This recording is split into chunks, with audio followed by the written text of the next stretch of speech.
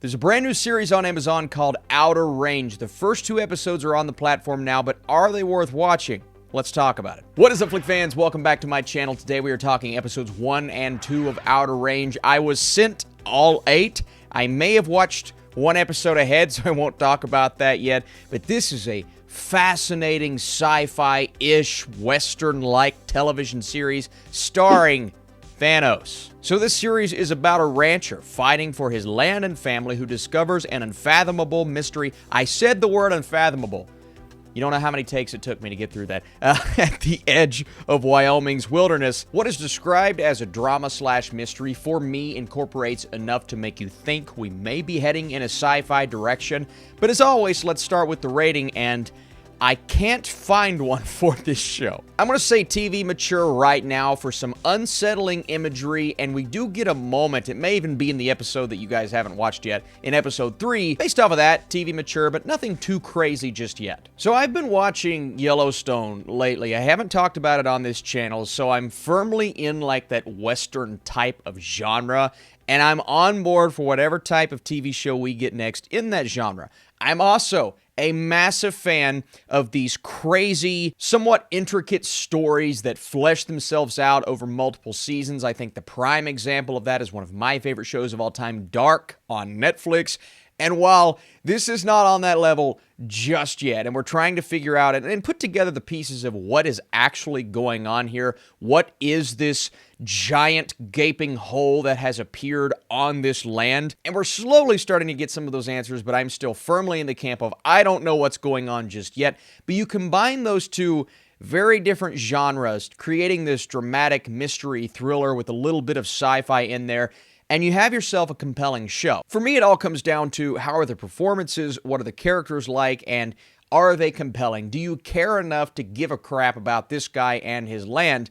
Well, getting someone like Josh Brolin almost assures we are going to care about this main character. When the series starts, and the first episode off the bat, we have Brolin's character giving us a little bit of insight into the Greek god Kronos, and how he cut a hole in the cosmos between heaven and earth, separating our world from the next, the known and the unknown. So this really starts us off on a fascinating note, and you're saying to yourself, this is something that's going to come back around in future episodes. And while, again, we're not quite there yet, it allows us to feel as if something is coming. And that's the feeling I get throughout these first 2 episodes when you have these 2 families, essentially. One where the head of the family is Royal, Josh Brolin's character. The other, Wayne, Will Patton's character, who is exactly what you expect Will Patton to be in a show like this, and there's a bit of a competitive nature that both have towards each other when it comes to this land, and you see and you feel how important that is to each of them, but you also understand the fallout with the various families and kind of that rage and anger that goes towards the opposite family. So already not even getting into the mysterious elements, there's a lot of tension there, and there's a lot going on. But then we have this hitchhiker, and this is kind of the character I'm fascinated about. Her name is Autumn. She's played by Imogen Poots. She comes in looking for somewhere to stay, and Royal allows her to stay on the premises because she offers them cash. So this is kind of the wild card character that comes in and almost messes everything up, even though she's not really doing anything wrong. So again, you have Wayne, you have Royal, and this hitchhiker character that comes in.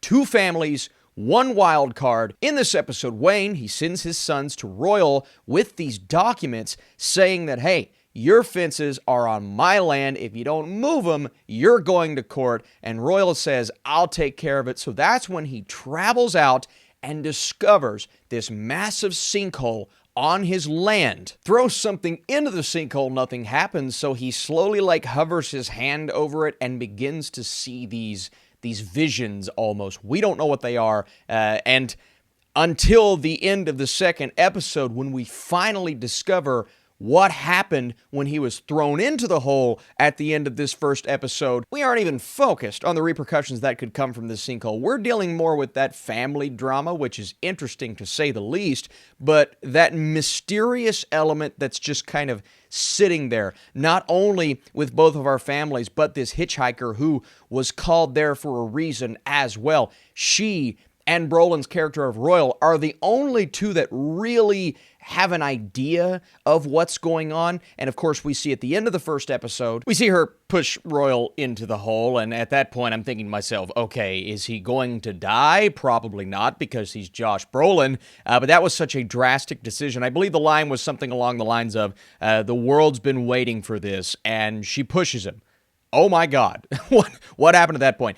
And this is without even talking about the body, aka after Perry picks his fight with Trevor and just kind of smashes his windpipe. Royal says, I'm going to take care of this, takes the body to the hole and just throws it right in. So the body gets thrown in, and a little bit after that, Royal gets pushed in. Episode 1 ends, and I'm thinking to myself, oh my God, what just happened? All of this family drama followed by this crazy sci-fi element, and that's when episode 2 picks up, and everything seems to be slightly back to normal with Royal. Like he's there, and we find out as the episode goes, he's slightly unhinged, but we don't understand the fallout of what happened at the end of episode 1 until the end of episode 2. Now, the family, they're trying to figure out, okay, what do we do next? We understand that something bad, something really bad happened. There's this secret we all four have. How do we go about ourselves? And then we have Autumn, the hitchhiker, who is looking at this symbol. It seems to be the Autumn family symbol. She bumps into young Amy and says,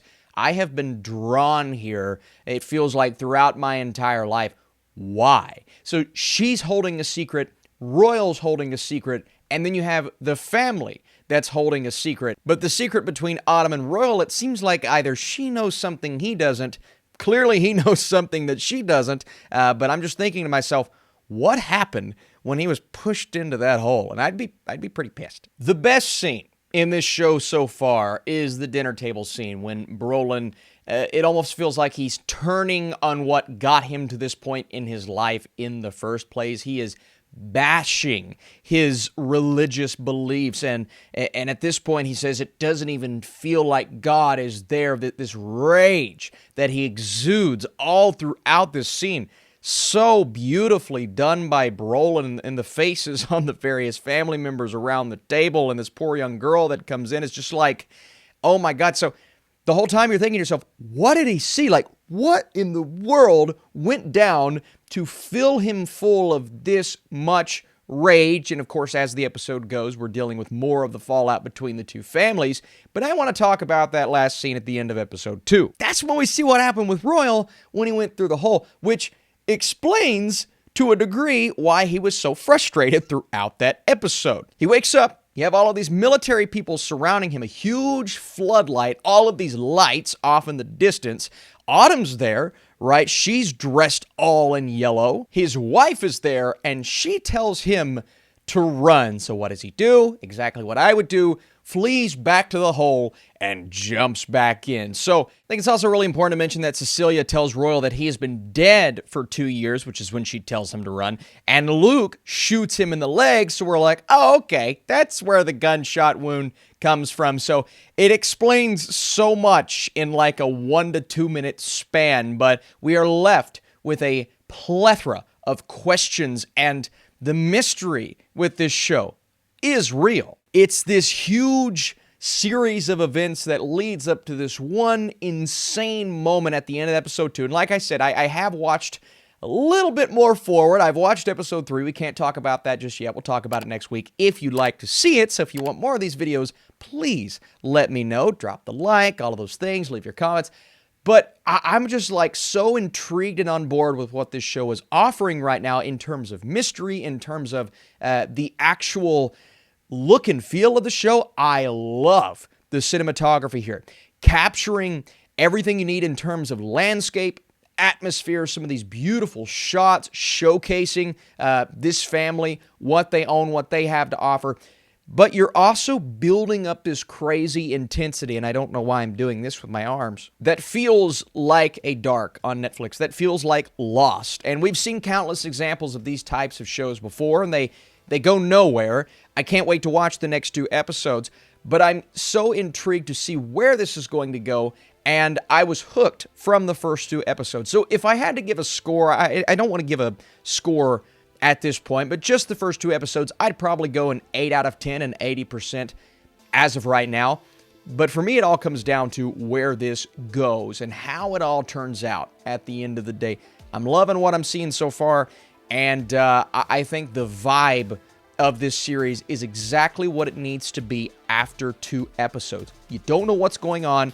There's a mystery that surrounds and kind of shrouds all of the interesting character dynamics, but you're intrigued because the performances are so good, especially that of Poots and Brolin's character. So, a lot to talk about here. I appreciate you guys hanging out with me while we talked details with this show, something I don't do as much. So again, if you want to come back, subscribe to this channel, and really if you'd like to see it, next week we'll try to talk episodes 3 and 4 because that's dropping, and I believe it's 8 episodes total.